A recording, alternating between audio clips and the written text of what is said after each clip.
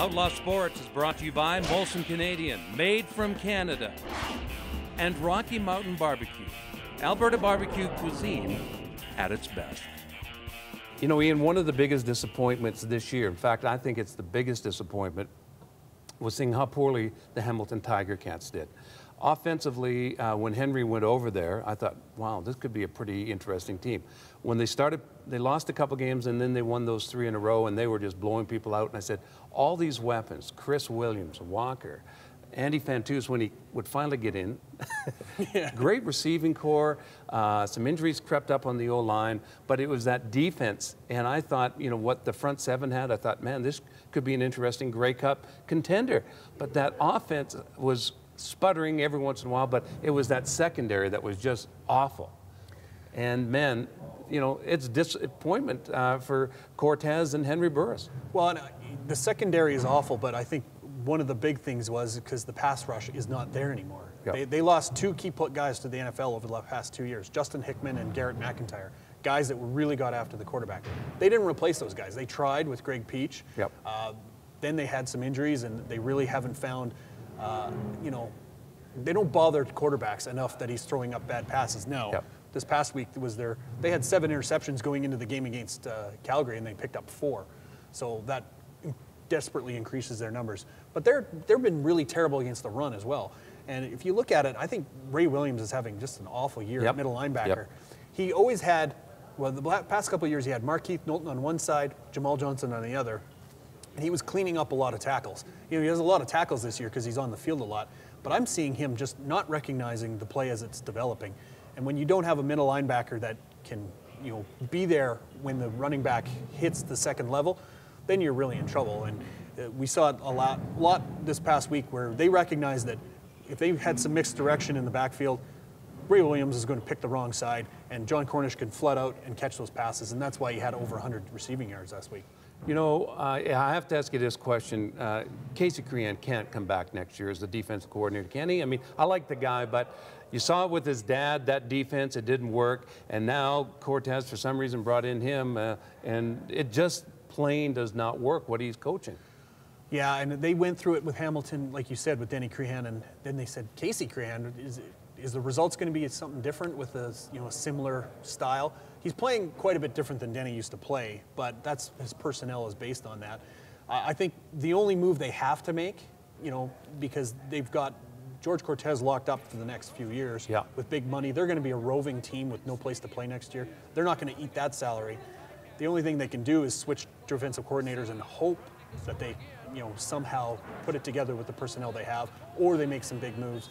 And scout. And scout. And Bobo Vilovich has always been able to bring in some talented guys, but that's a team that's going to have to fix their defense and then hope that their offense stays the same. Another year of Henry, he's not going to get younger. He's not going to get faster. He's not going to be able to move around in the pocket as well as he did 3 years ago. So they're going to have to figure some things out. And that situation. And what about Andy Fantuz? I mean, well, and that's the thing is they have to get better years from some of the guys that they put a lot of investment in.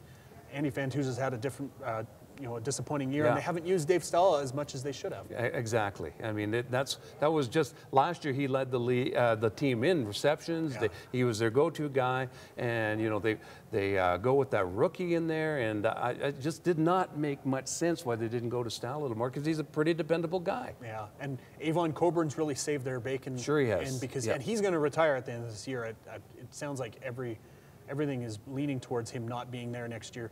So Siobhan Walker, a guy with a lot of, you know, high-end speed, big breaking material, but I don't know if he's an 18-game running back. And he reminds me a lot of Kenton Keith, where it's either to the house or 3-yard loss.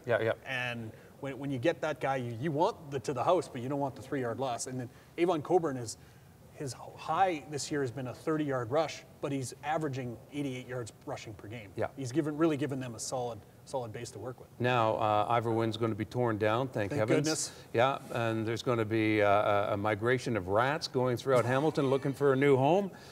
Lots of luck with that. But the Ticats are nomads. They're going to be just roaming around the league. looking for places to play.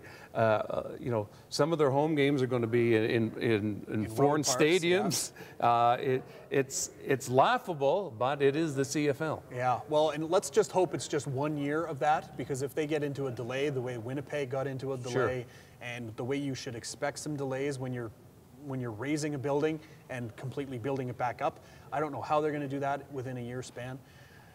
Just like I don't know how Ottawa is going to turn their stadium around in 18 months, but if they can do it, great, good on them.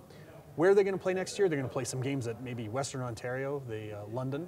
Yeah. They're going to play some games in Moncton, maybe play some games at the Rogers Centre if they get an open date. Maybe play a game in Saskatoon. Why?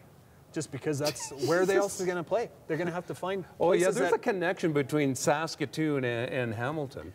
Well, when you think about it. Well, you point that one out to me because Well, I'm not seeing it. Well, Doug Mitchell, Calgary Yes. guy, a Western guy, his son is the president of the Ticats, Scott Yes. Mitchell. Yep. They have deep roots in Western football, and Saskatoon has approached them, and apparently it wouldn't be a Saskatchewan Roughriders versus Hamilton Tiger Cats in Saskatoon, because that would be defeating the purpose they feel. But it would be a CFL game in Saskatchewan and in Saskatoon area, sorry.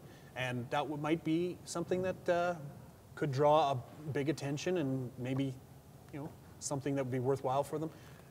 It's all about money and saving some dollars for Bob Young and his crew. Well, then put it in Estevan. Well, yeah. Christ almighty. You should want to put it In Ontario. closer enough that your fans can travel for it. But this 2013 Ticats year is a complete write-off. Ladies and gentlemen, the Estevan Ticats.